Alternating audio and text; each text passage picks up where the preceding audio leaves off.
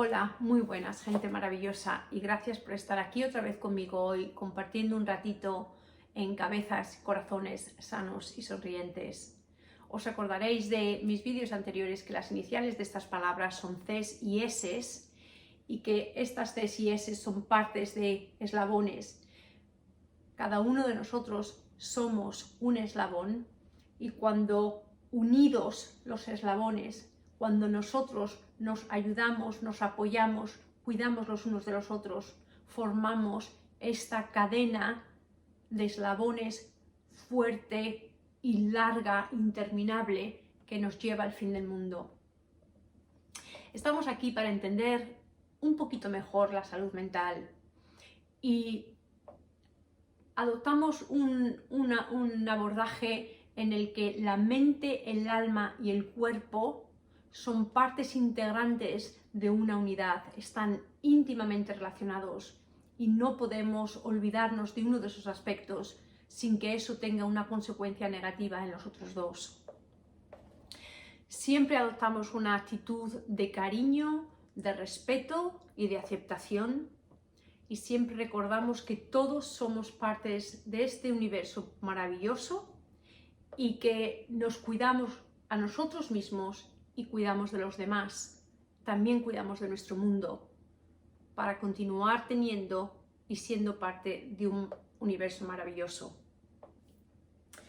Mi nombre es Luisa Sanz y soy una adjunta en psiquiatría infanto-juvenil. Trabajo en Inglaterra y por eso las diapositivas están en inglés. Ya lo comenté la última vez.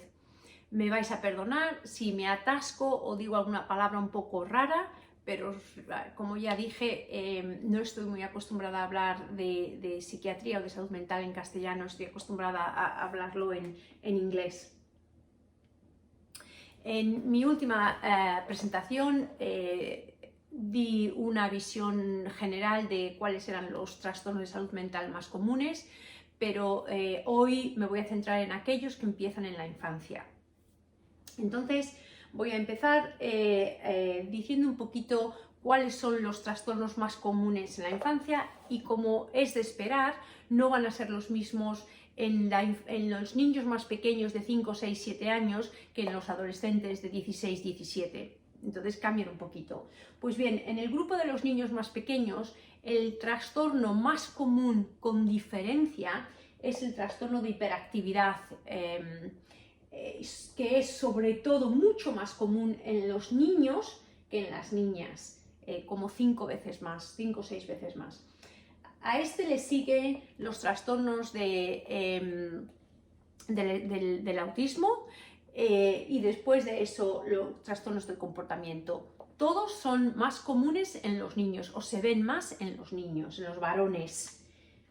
En el siguiente grupo de 10 a 14 años, el trastorno de hiperactividad y déficit de atención continúa siendo el más problemático, el más común, incluso más que en los niños más jóvenes, y siguen siendo los varones los que parecen sufrir de él con más frecuencia.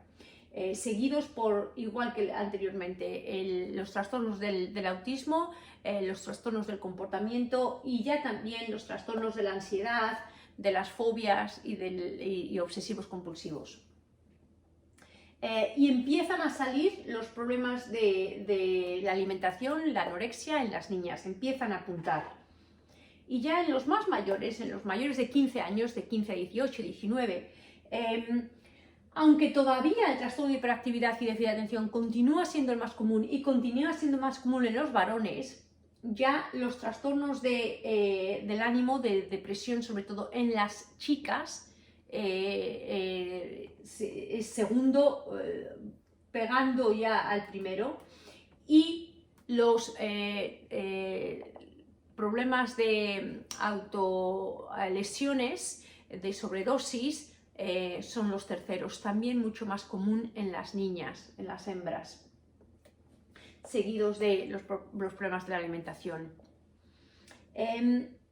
Si os fijáis en este grupo, ya en los más mayores, las niñas, los problemas se ven en las hembras, en las chicas, más que en los chicos, excepto por el déficit de atención, pero ya también las ansiedades, la depresión, el hacerse las lesiones autolíticas, son todos más comunes en las chicas. Y como dije la última vez, yo cuestiono esto. No creo que sea más común, lo que creo es que a esa edad ya, a partir de los 15 años, los chicos son muy conscientes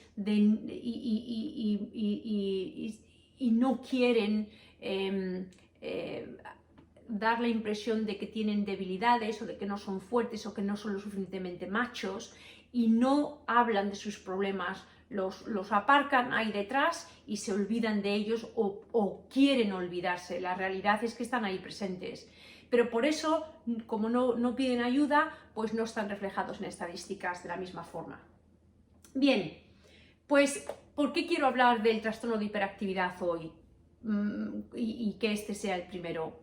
Porque precisamente es el trastorno más común en la infancia y en la adolescencia. Y no solo por eso, sino también porque es el trastorno que se trata con mayor facilidad y que los niños responden mejor a tratamiento. De todos los trastornos en salud mental, el de hiperactividad es el que mejor responde a tratamiento. Entonces es una pena no ofrecer tratamiento a las personas que sufren de ello.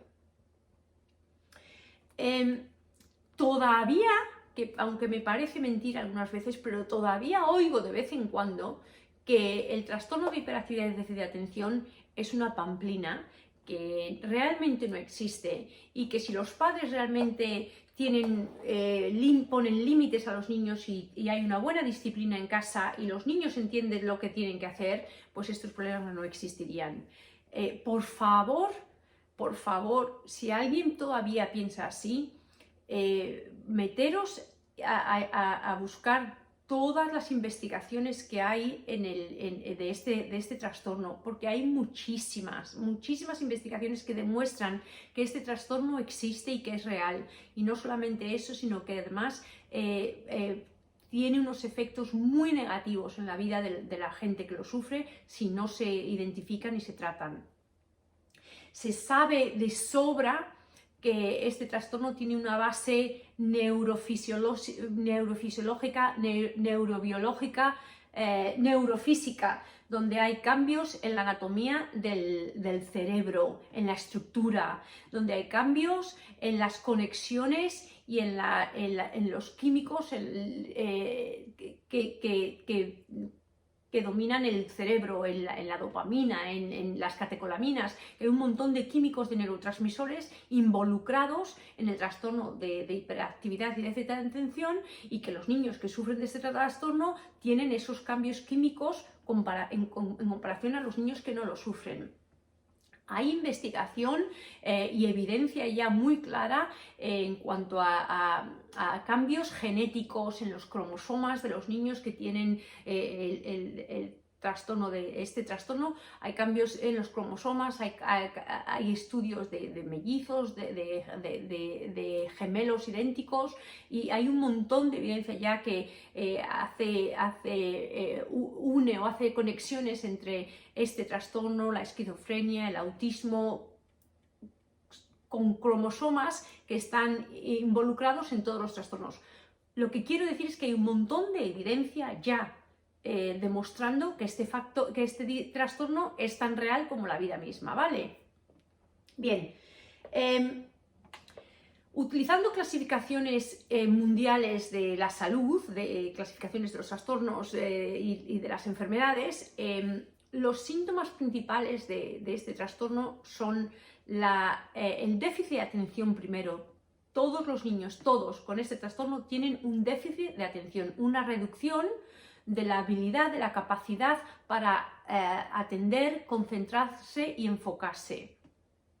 Todos tienen un problema controlando sus impulsos, todos son impulsivos, a mayor o menor grado, todos son impulsos. Y casi todos tienen hiperactividad. Hay dos tipos, en este trastorno hay el tipo con hiperactividad y sin hiperactividad. Entonces, la hiperactividad, cuando es un síntoma, tiende a ser el que llama más la atención. No es el más grave o no tiene por qué ser el más grave o el que causa más problemas, pero sí el que es más aparente, el que llama más la atención y el que tiende a originar, pedir ayuda y solicitar recursos. Bien, los síntomas para que la presentación dé lugar a un diagnóstico, los síntomas tienen que estar presentes en diferentes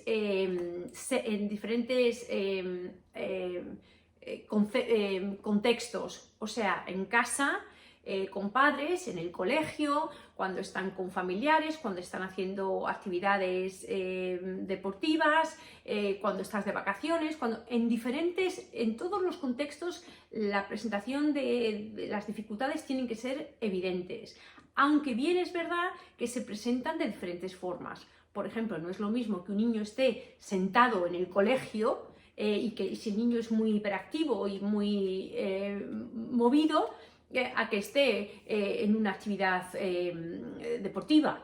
Obviamente se va a presentar distinto. Todavía el niño, si es un niño hiperactivo, si es un niño que sufre de trastorno, va a ser impaciente, va a interrumpir, va a pasarlo mal si tiene que esperar, va a presentar los signos y los síntomas, pero de forma distinta, ¿vale? Y lo que es muy importante también es que para diagnosticar el trastorno tiene que haber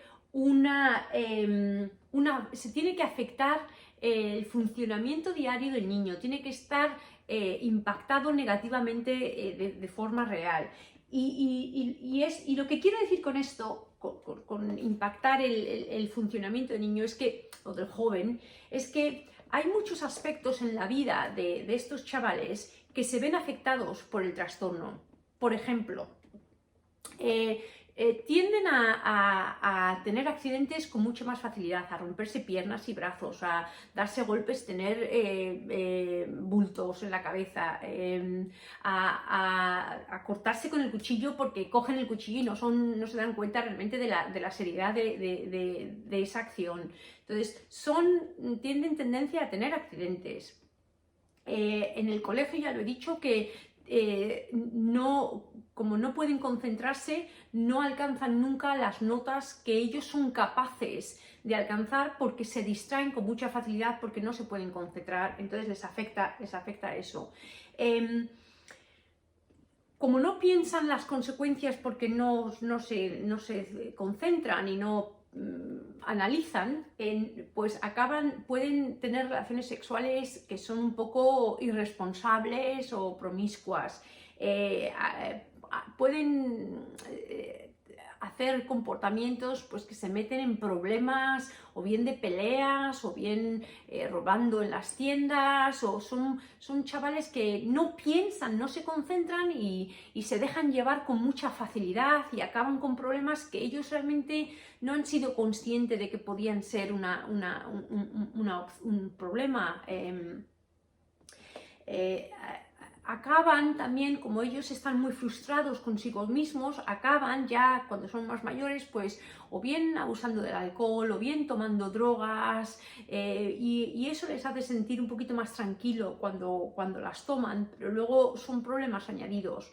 La autoestima tiende a ser muy baja, se sienten mal consigo mismos, se sienten rechazados, se sienten que no valen, se sienten no valorados, se sienten no queridos, reciben mucha negatividad por parte de profesores, por parte de padres, por parte de compañeros y de amigos, porque... bueno, pues como he dicho, o no lo he dicho todavía, quizá tienen un retraso en el desarrollo neuronal.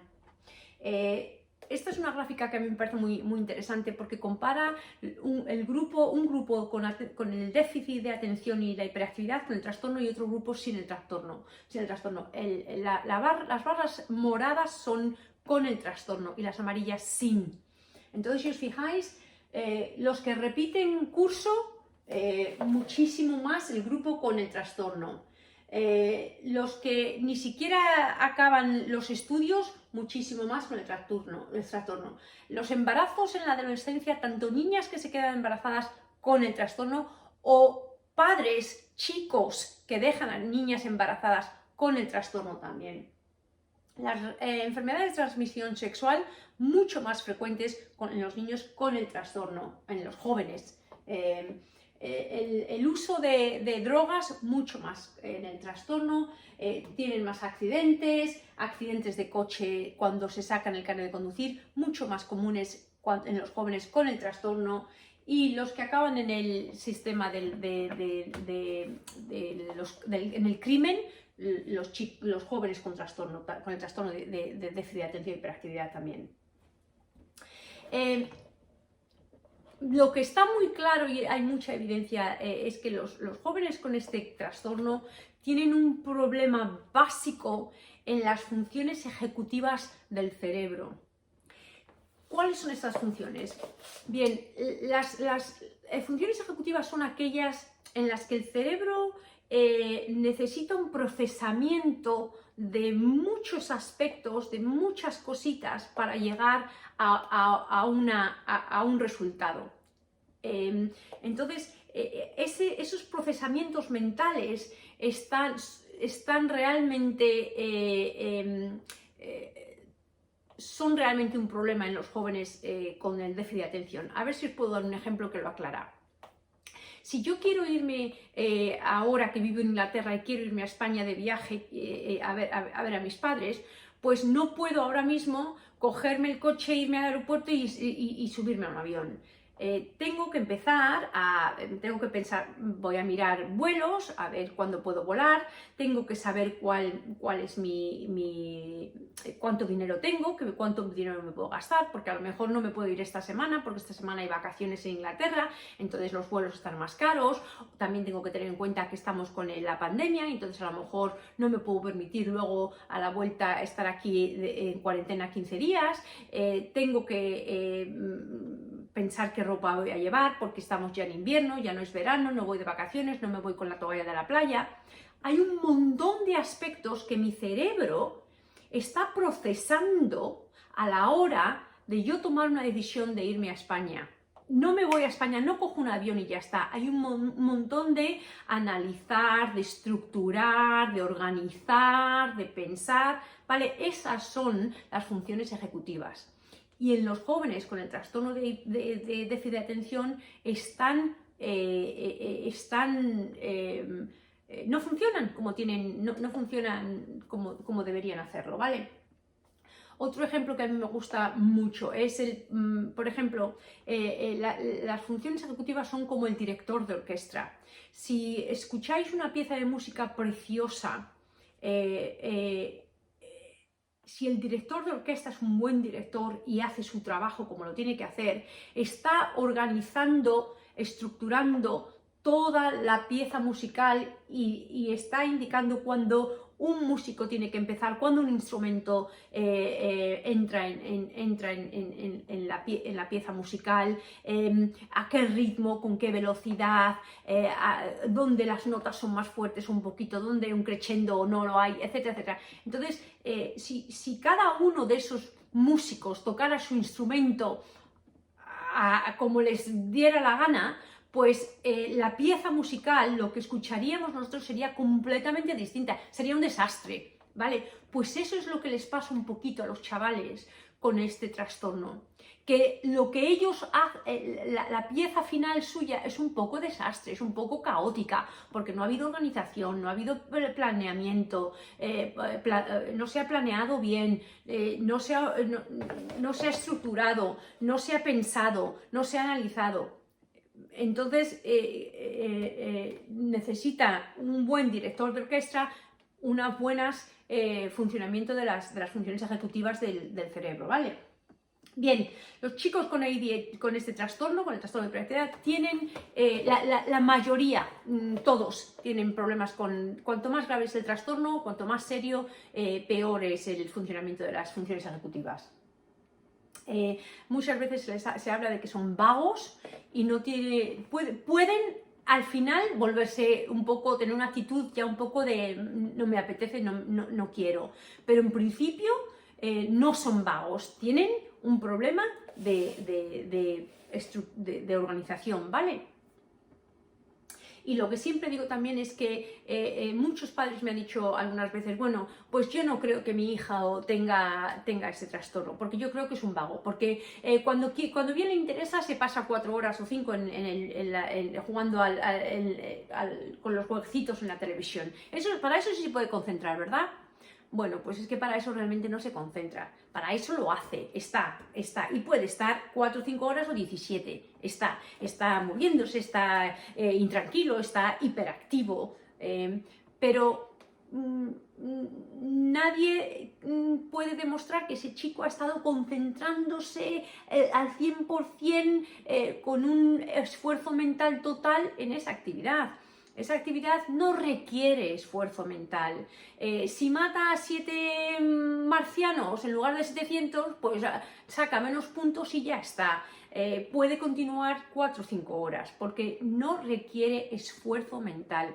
Ahora bien, una ecuación matemática requiere mucho esfuerzo mental, requiere a la persona estar pendiente de cada más, cada menos, cada signo de multiplicación, si la raíz cuadrada, tiene que realmente seguir el proceso de la ecuación para que tenga sentido. ¿Me entendéis? Entonces, el esfuerzo mental es un signo vital de lo que es el déficit de atención. Los chavales con este trastorno tienen un retraso de más o menos un 30% de la madurez mental. Entonces tienden a ser más inmaduros, más infantiles.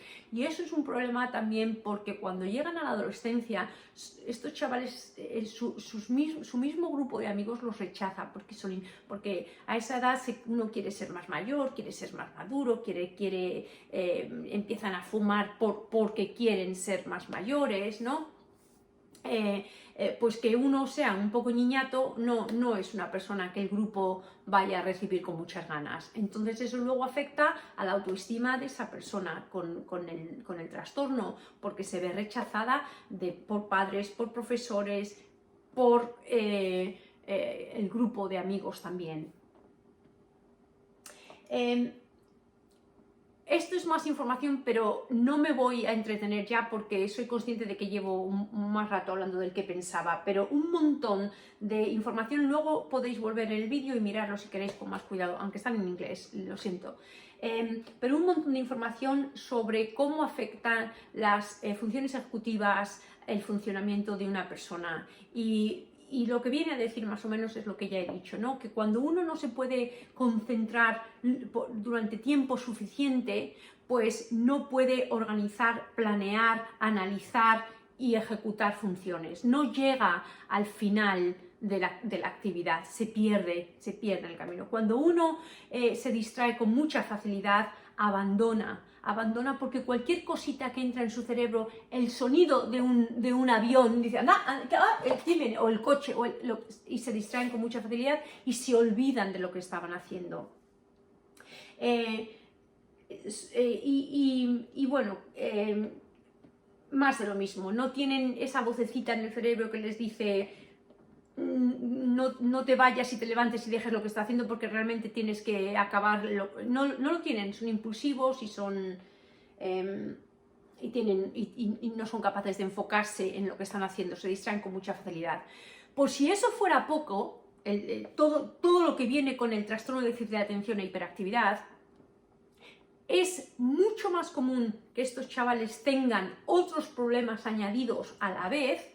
Las comorbilidades de las que hablaba el último día, es mucho más común verlos con otros trastornos a verlos solo.